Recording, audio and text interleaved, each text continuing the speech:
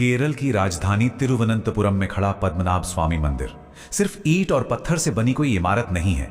ये रहस्य, गहरी आस्था और अनगिनत किंवदंतियों का एक ऐसा जीता जागता प्रतीक है जिसने पूरी दुनिया को हैरान कर रखा है। भगवान विष्णु का ये मंदिर दुनिया के सबसे धनी मंदिरों में गिना जाता है, लेकिन आज के इस विश्लेषण में चर्चा सिर्फ मंदिर के बाहरी स्वरूप या इसकी भव्यता की नहीं होगी। फोकस उस चीज पर होगा जिसने दुनिया भर के वैज्ञानिकों, इतिहासकारों और धर्म गुरुओं की नींद उड़ा दी है, इसके तहखाने और खास तौर पर वो एक रहस्यमयी दरवाजा जो आज भी बंद है। ये कहानी है उस रहस्य की जिसे शायद जानबूझकर दुनिया की नजरों से छुपा कर रखा गया है। आखिर दुनिया के सबसे अमीर मंदिर के एक दरवाजे को खोलने से इतना खौफ क्यों है? सोचने वाली बात है। जिस दौर में इंसान चांद और मंगल तक पहुंच चुका है, वहां धरती पर मौजूद एक लकड़ी और लोहे का दरवाजा इतना डर कैसे पैदा कर सकता है? क्या इसके पीछे सिर्फ सोना, चांदी और हीरे जवाहरात हैं, या फिर कोई ऐसा प्राचीन रहस्य मौजूद है जिसे आज की दुनिया के सामने कभी नहीं लाया गया? यही वो सवाल है जो करोड़ों लोगों का ध्यान खींचता है और इस पूरी कहानी की नींव रखता है। इस रहस्य का पैमाना कितना बड़ा है, इसका अंदाजा इसी बात से लगाया जा सकता है कि 2011 में जब भारत के सुप्रीम कोर्ट के आदेश पर मंदिर के कुछ तहखानों को पहली बार खोला गया, तो पूरी दुनिया की आंखें फटी की फटी रह गईं।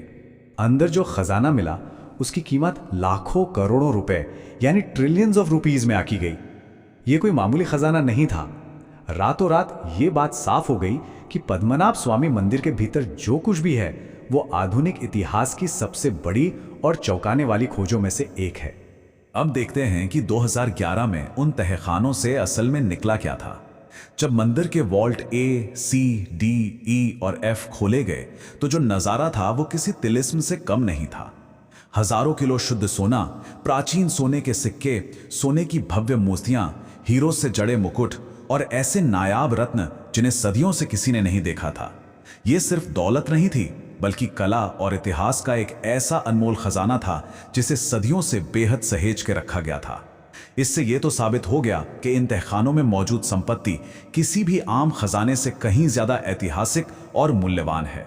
लेकिन इस अकल्पनीय संपत्ति के मिलने के बीच कहानी में सबसे बड़ा ट्विस्ट तब आता है जब एक तहखाने को खोलने की इजाजत ही नहीं मिलती। और यही हमारा मेन फोकस है, वॉल्ट बी, जिसे मंदिर की स्थानीय भाषा में कल्लारा बी भी कहा जाता है। 2011 में जब पूरी दुनिया का मीडिया इस खजाने को देखकर हैरान था, तब भी ये एक दरवाजा बिल्कुल अछूता और बंद रहा। बाकी 5 तहखानों को खोलने के बाद भी इस इकलौते तहखाने के सामने आकर सारी प्रक्रिया रोक देनी पड़ी। कल्लारा भी बाकी सभी तहखानों से बिल्कुल अलग माना जाता है और इसका असली रहस्य सिर्फ इसके बंद होने में नहीं है, बल्कि उन कारणों में छिपा है जिनकी वजह से इसे आज तक बंद रखा गया है। इस रहस्य की तह तक जाने के लिए थोड़ा इतिहास के पन्ने पलटना जरूरी है। जानकारों के माने तो इस मंदिर की जड़ें हजारों साल पुरानी हैं। कुछ लोग इसे सीधे महाभारत काल से जोड़कर देखते हैं। खैर, अगर आधुनिक इतिहास की बात करें तो 8वीं शताब्दी से इसके पक्के सबूत मिलने लगते हैं। फिर आता है 18वीं शताब्दी का वो दौर जो इस खजाने के नजरिए से सबसे अहम है, जब राजा मार्तंड वर्मा ने अपना पूरा राज्य समर्पित किया था। और फिर सीधे 2011 में सुप्रीम कोर्ट का ऐतिहासिक आदेश आता है। इसके बाद 2014 की वो रिपोर्ट जो ये खुलासा करती है कि वॉल्ट बी का बाहरी हिस्सा, जिसे एंटी चैम्बर कहते हैं, वो पहले भी खोला जा चुका है। अब एक बड़ा सवाल ये है कि इतना अथाह खजाना आखिर यहां आया कहां से? तो हुआ कुछ यूं कि 18वीं सदी में त्रावणकोर के राजा मार्तंड वर्मा ने इस मंदिर को अपना विशेष संरक्षण दिया। उन्होंने एक ऐसा कदम उठाया जो इतिहास में मिसाल बन गया।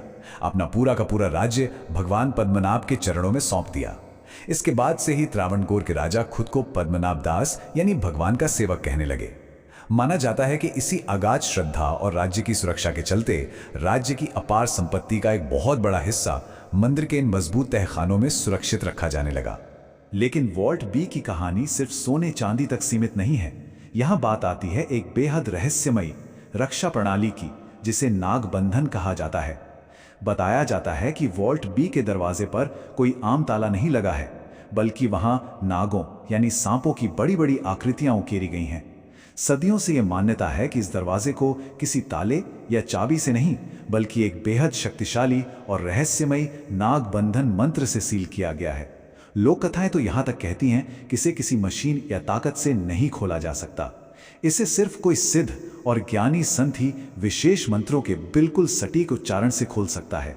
और अगर ऐसा नहीं किया गया तो इसके नतीजे बेहद विनाशकारी हो सकते हैं। इस डर को एक सदी पुरानी किंवदंती और भी खौफनाक बना देती है। एक काफी मशहूर किस्सा है कि लगभग 100 साल पहले कुछ लोगों ने इस तहखाने को खोलने का दुस्साहस किया था, लेकिन जैसे ही वे उस बंद दरवाजे के करीब पहुंचे, उन्हें अंदर से समंदर की लहरों जैसी एक तेज और डरावनी आवाज सुनाई दी, मानो अंदर कोई बहुत बड़ी जलधारा बह रही हो। और इससे पहले कि कोई कुछ समझ पाता, सांपों का एक विशाल झुंड वहां आ गया, जिसने उन्हें अपनी जान बचाकर वहां से भागने पर मजबूर कर दिया। सोने की चमक के ठीक उलट ये डरावना किस्सा इस बात का प्रतीक बन गया है कि वॉल्ट बी के अंदर कुछ ऐसा है जिससे इंसानों को दूर ही रहना चाहिए। खैर, ये डर सिर्फ पुरानी कहानियों तक सीमित नहीं है। इसकी जड़ें मंदिर के गहरे धार्मिक और आध्यात्मिक विश्वासों में भी रची बसी हैं। मंदिर की परंपराओं में अष्टमंगल देव प्रश्नम नाम का एक बहुत ही जटिल ज्योतिषीय अनुष्ठान होता है। इस अनुष्ठान के जरिए देवता की इच्छा जानने की कोशिश की गई और निष्कर्ष क्या निकला? यही कि वॉल्ट बी को खोलना सीधे तौर पर भगवान की इच्छा के खिलाफ होगा। मान्यता है कि अगर ऐसा किया गया तो ये किसी बड़ी प्रलय या अनिष्ट को बुलावा देने जैसा होगा। यही वो गहरी आस्था है जिसकी वजह से मंदिर के पुजारियों, राज परिवार और आखिर में सुप्रीम कोर्ट द्वारा बनाई गई समिति ने भी मुख्य कक्ष को पूरी तरह से खोलने का फैसला टाल दिया। चलिए अब इस पूरी कहानी को एक बिल्कुल अलग चश्मे से देखते हैं, वैज्ञानिक और तार्किक नजरिए से। जो लोग इन रहस्यों का तार्किक विश्लेषण करते हैं, उनका मानना है कि वॉल्ट बी के इर्द गिर्द बुनी गई ये सारी बातें दरअसल पुरानी लोक कथाओं और इंसानी डर का एक मिक्सचर हैं। विशेषज्ञों का कहना है कि किसी जादुई मंत्र के बजाय बहुत मुमकिन है कि लोहे और लकड़ी से बना ये प्राचीन दरवाजा सदियों तक बंद रहने की वजह से बुरी तरह जंग खाकर जाम हो चुका हो। और 2014 की रिपोर्ट भी ये साफ दिखाती है कि वॉल्ट बी का बाहरी हिस्सा यानी एंटी चैम्बर पहले भी कई बार खोला जा चुका है। तार्किकता तो यही कहती है कि मुख्य कक्ष किसी अलौकिक शक्ति से नहीं बल्कि ठोस भौतिक कारणों की वजह से बंद है।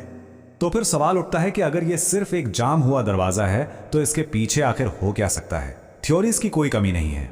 कुछ पुराने दस्तावेजों को आधार मानकर यह कहा जाता है कि यह तहखाना सबसे बड़ा है, इसलिए इसमें अब तक मिले खजाने से भी कहीं ज्यादा दौलत हो सकती है। यह भी मुमकिन है कि वहां प्राचीन काल के ऐसे ऐतिहासिक दस्तावेज या पांडुलिपियां हो जो इतिहास को देखने का हमारा नजरिया ही बदल दें। कुछ लोग मानते हैं कि वहां बेहद शक्तिशाली तांत्रिक यंत्र या दुर्लभ मूर्तियां रखी गई हैं। और हाँ, इंटरनेट के इस दौर में ऐसे दावों की भी भरमार है कि यह दरवाजा सीधे नागलोक या किसी दूसरी दुनिया में खुलता है। हालांकि इन इंटरनेट वाले दावों का कोई ठोस सबूत मौजूद नहीं है। ये पूरी चर्चा हमें एक ऐसे अहम मोड़ पर ले आती है जहां वॉल्ट बी आज सिर्फ एक मंदिर का बंद कमरा नहीं रह गया है।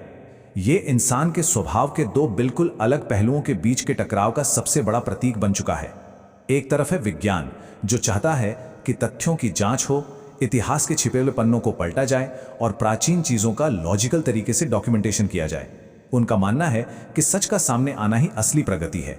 वहीं दूसरी तरफ है धर्म और आध्यात्म, जो ये सिखाता है कि हर चीज इंसान के उपभोग या ज्ञान के लिए नहीं होती। कुछ जगहें इतनी पवित्र होती हैं कि उनका सम्मान उन्हें छुए बिना ही किया जाना चाहिए, क्योंकि वे इंसानी जिज्ञासा से ऊपर ईश्वरीय इच्छा से बंधी हैं। और आखिर में ये पूरा विश्लेषण एक बहुत ही गहरे विचार पर लाकर छोड़ देता है। पद्मनाभ स्वामी मंदिर के वॉल्ट बी का ये अनसुलझा रहस्य वाकई सोचने पर मजबूर करता है। एक तरफ ज्ञान की वो भूख है जो हर बंद दरवाजे को खोलना चाहती है, और दूसरी तरफ आस्था की वो लकीर है जो कहती है कि कुछ चीजों को रहस्य ही रहने देना चाहिए।